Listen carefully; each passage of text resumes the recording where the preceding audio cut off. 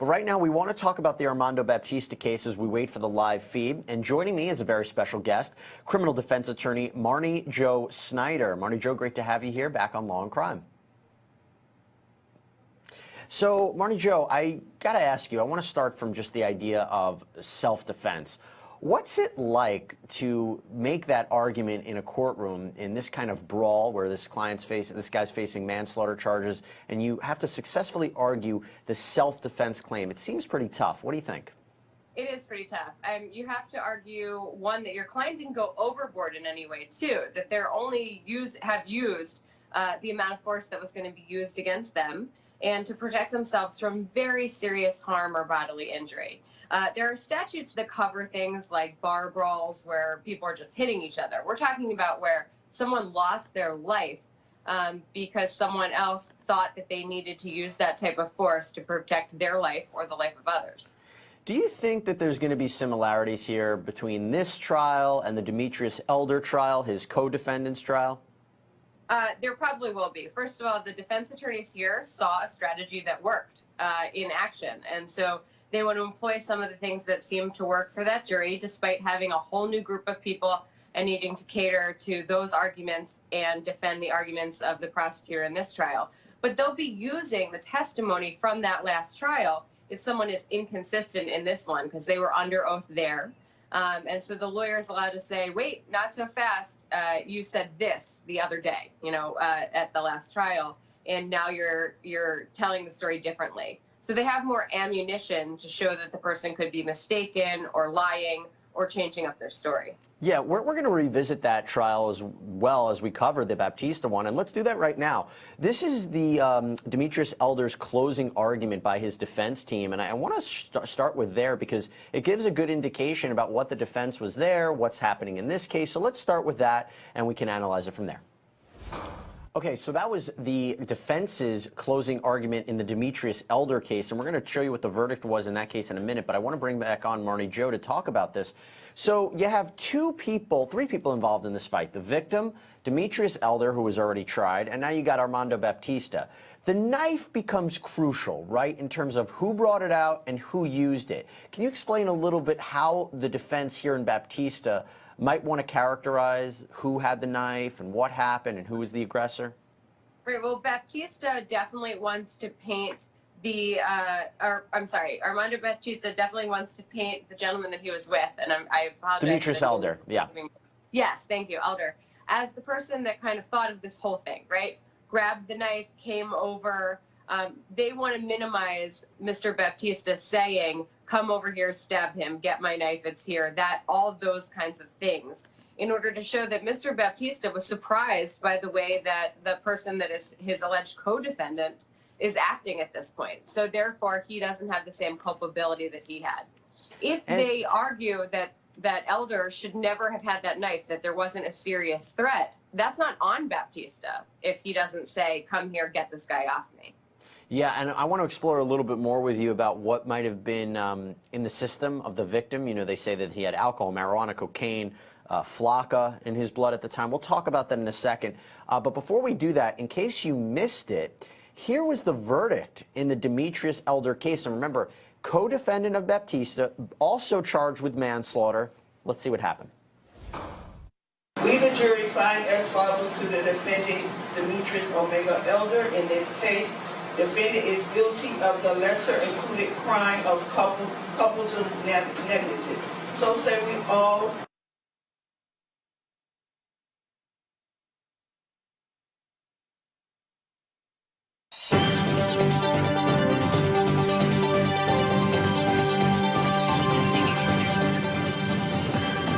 Wow, okay, we have some breaking news that we want to talk to you about right now. Supreme Court Justice Ruth Bader Ginsburg, who is 85 years old, she was just hospitalized after fracturing 3 ribs in an apparent fall at the courthouse. This is really horrible to hear, and unfortunately today we are just having breaking news that is more heartbreaking after one. So we're going to let you know what's going on with Supreme Court Justice Ginsburg as soon as we have more information, but we wanted to let you know what is happening. Let's take a quick break. When we come back, we have a lot more to discuss today, so stay tuned here on Law and Crime. Okay, I want to break down some of the prosecution's opening statement there from yesterday. And joining me, I have another special guest, Law and Crime trial analyst Jonna Spilbor is joining us. She's joining Marni, Joe, and I. So, Jonna, welcome. Good morning to you. Good morning to both of you. Okay, so I want to start right now with the idea of Wendy Gembelis. So this is the girlfriend of Mr. Knight, becomes a real big character in this case, and the prosecution really seizing on what she had to say. Sitting in the defense table, though, how would you pick apart her account? What would be the things to look for in her testimony to say to the jury, not so fast?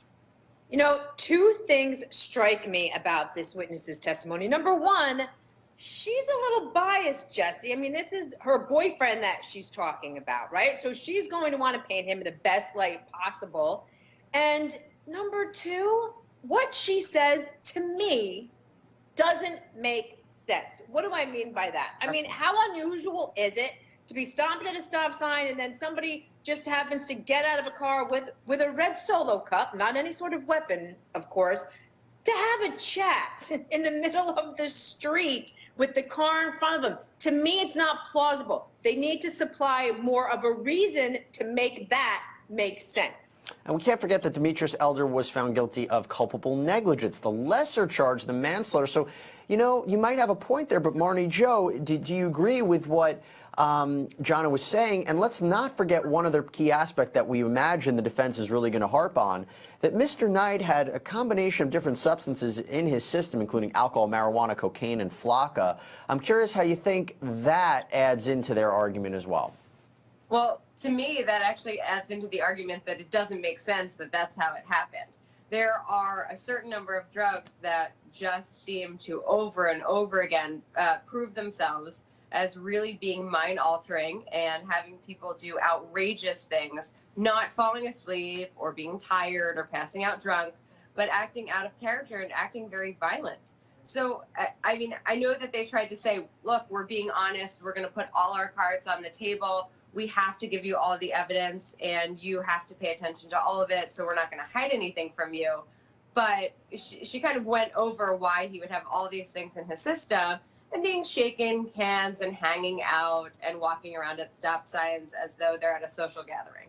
Look, these kinds of incidents, these altercations get really complicated. So I got to ask you, Jonna, we see self-defense cases. Would it make sense to put the defendant on the stand in this case in order to explain what happened? I think in almost every self-defense case, you must do that, because self-defense revolves largely around the issue of fear, and was that fear reasonable? And I guarantee you that the defendant here is going to have a far different version of events than the girlfriend of the, quote, victim in this case. And it's going to be extremely helpful for the jury to know what was going through his mind at the time. Then again, Jonna, these defendants not so great on the stand all the time, and we're going to talk about that a little bit later. Listen, we're keeping a careful eye on the courtroom feed. As soon as it goes live in Florida, we're going to go live. But let's take a quick break. When we come back, a lot more to discuss in the Armando Baptista case. So, Marni, Joe, as we listen to this testimony, I see this constantly. It's really important, right, for the prosecution to establish that everything was done according to procedure and that things were taped off and that nothing was tampered with. I mean, that's important for the jury to hear that? Yes, I mean, it's important that he shows that the crime scene forensically wasn't tampered with, but also that the witnesses weren't like on their cell phones, that their testimony or their witness statement wasn't being influenced by other people. So it's really important for a whole number of reasons. Their star witness is this girlfriend, and he's the one that can testify as to her demeanor right afterwards, but also whether or not she might have been influenced by anyone else. So the crime scene is as important as the things that are going on within the crime scene. Because there's such a idea that she could be biased, and she was the girlfriend of the victim and was right there during the stabbing, so she would have more incentive than anybody to not tell the truth. But let's see how she did when she took the stand back in July in the Demetrius Elder case. And in case you haven't seen it and you want to follow this case, you got to take a look. Watch. Okay, let's get some reaction. I want to start with you, Jonna, considering you have your Strong opinions about Wendy Gembeles and her testimony. Some curious reaction after watching her testify back in July. All right, so I don't want to seem heartless here, but as her lips are moving, I am questioning everything that's coming out of her mouth. Jesse, if I'm sitting in the jury box, this does not make sense. Altercations on the street don't happen like this. I don't believe that her boyfriend got out with a red Solo cup. I don't believe that he extended a hand as if to say, hey, I was going to kick your butt, but now I'm not going to, so let's be friends and I'll get back in my car. It doesn't happen that way. And what hurts the victim in this case is that she basically describes him as being very aggressive. And unless the prosecution intends to connect some dots and show that he was actually defending himself and not the aggressor, there's going to be a problem in this case, just as there was for the prosecution in the previous case. You know, Marni Jo, Aaron Keller here on the network made a good point, and he was curious the fact that Wendy Gembeles wasn't called in this trial, the Armando Baptista trial, as one of the first witnesses, which is very different than what happened in the Demetrius Elder case. In fact, the prosecution list is very different this time around than it is for the as it was for the Demetrius Elder case. Why do you think that is? Well, one, they know they have to take somewhat of a different strategy because it didn't work the first time around. But also, I noticed during this clip, and see if you can hear it too, the prosecutor seems very, very frustrated with this witness. I don't know if it's just what my colleague's saying about her not seeming credible the whole time, but at some points she's ripping things out of her, she's interrupting her, and I don't know if that's just an overeager or maybe a younger prosecutor, or if Wendy's kind of a mess of a witness. And they might want to set things up, early on in the case through other witnesses, so that connects the dots when Wendy isn't, telling things in the proper chronological order, or is jumping around so that the jury can visualize it from the other witnesses as she's saying it. She's not the best witness I've ever seen, and the prosecutor seems very frustrated with her in that July trial. Interesting. Maybe they'll call her as the final witness after, as you said, they bring out all this other testimony to tell the story, and then she wraps it up. Well, we'll see. Let's take a quick break. When we come back, a lot more to discuss in the Armando Baptista case. A lot to discuss there. I want to start with you, Marni Jo. What did you make of his testimony? I saw you had some commentary during while we were watching this. What did you think? I mean, there are so many things that she did not say to that detective that night on scene when it was supposedly fresh in her mind. And what really struck me also is that her words, her characterization was of this as a fight. And that is the best place to use a self-defense claim, is in something that starts out as a fight and one person truly believes that they are in danger. And I thought that was really powerful testimony. The thing that I thought was really weird is that he was doing this interview. He said, outside of the crime scene, but not back at, a detective division or on a camera or somewhere safe and warm, and that she was in shock. So I'm going to assume that the prosecution would have been smart enough to kind of bring that out and talk a little bit about her mental state standing on the street near where this happened to her boyfriend. But it's still really interesting testimony. Jonna, do you think it's a bit odd? I mean, again, we are trying to question the credibility of Wendy Gembeles, but now it seems like we're having a question about how this information was even got from her, even when she was being interviewed. Something seems a little strange. I'm curious your perspective. My take is that this was a really effective cross-examination, because we now know what basically the most important witness, the star witness in this case, didn't tell investigators initially, which is good for the jury to know, because whether she was in shock, listen, for my money, she wasn't in shock when she was saying, hey, baby, you better get the knife away from him because so I can get my man. Like, that's not shock to me, all right? That's somebody who's used to getting an aggressive boyfriend out of altercations, perhaps, and I feel sorry for her for that. But we now know that her testimony lends itself to the fact that her boyfriend very may well have been the aggressor, and that's key. As Marni Jo pointed out, that is essential to a self-defense defense. But Marni Jo, isn't it so tough to say to a jury, listen, we can't victim blame, right? Isn't that the hard part here, to say, hey, the victim was the aggressor? Because the victim ended up dead. I mean, that's a tough line. Well, well, first of all, we kind of get into this thing that I call trial psychosis, right? So you're really trying to talk to the jury about where your client is coming from. And that's from someone who thought that they were in very serious danger. And so you're saying that their intention was not to murder someone in cold blood, but they were defending off an aggressor. And that's how you get to open to speak about how aggressive this person was, that they were high on bath salts. That's how you kind of lead in. And you're not saying that that victim deserved to die on the scene. Right. You're saying that that person shouldn't have acted that way, and they started to cause their own death by making my client reasonably believe. Tell you what, we have a lot more to discuss on this, so let's just take a quick break. When we come back, we'll have a further discussion. We'll be right back.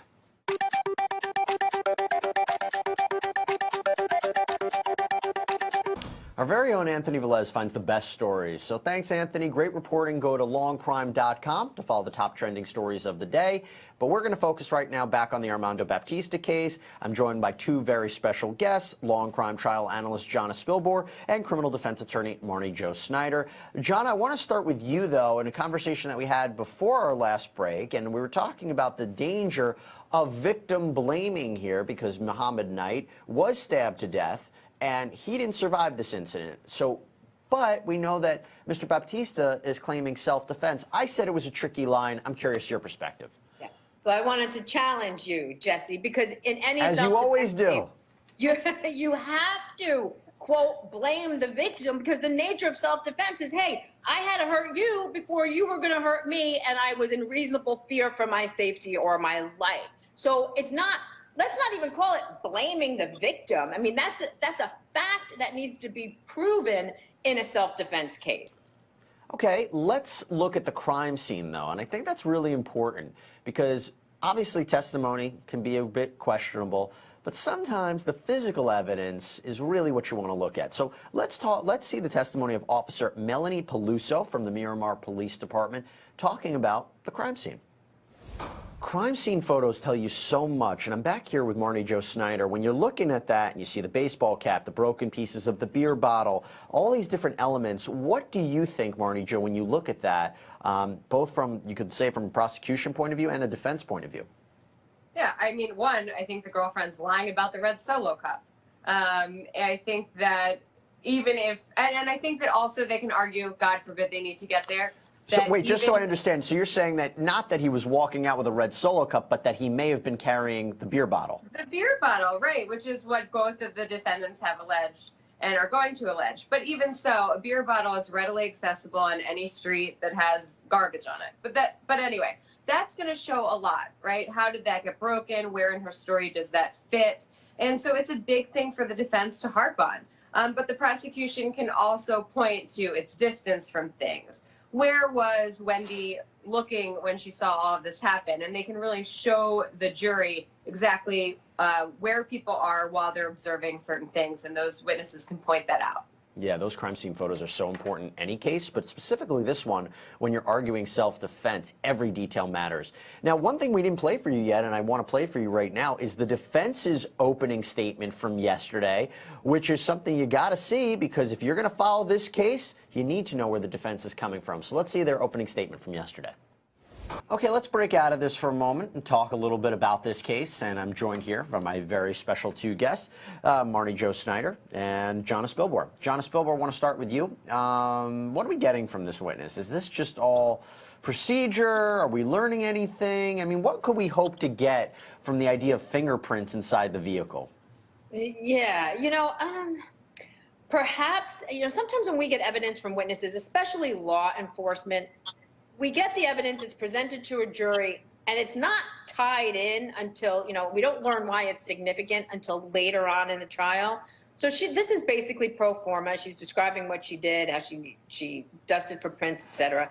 That might help at some point determine who was inside whose car, maybe, or maybe not. But they have to go through their certain motions, and that's what she's discussing here. Now, one of the questions I asked you, Jonna, but I don't think I asked Marni Jo. Marni Jo, is the idea of the defendant taking the stand. Now, we have seen this constantly in self-defense cases and also other kinds of cases as well.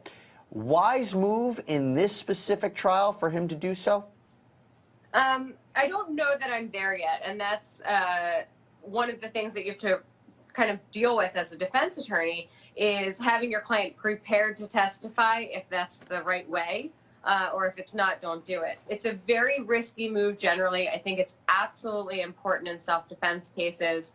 And, you know, you have your client be honest, but as dynamic and detailed as possible. And it's all about getting ready for trial. Have you seen a case, Marni Jo, that's made or, you know, that goes either way based upon the defendant's testimony? Absolutely. I mean, I've unfortunately seen defendants convict themselves.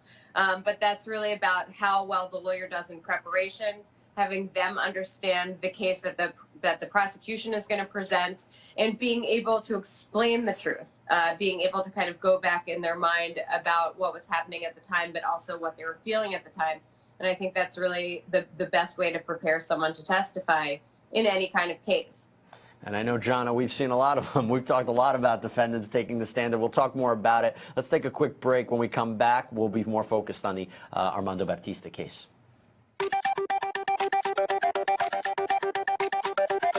Okay, well, this is pretty entertaining. I want to get the perspective, though, of my guests. Jonna, what is the defense doing here by cross-examining this crime scene technician? What are the points they're trying to make?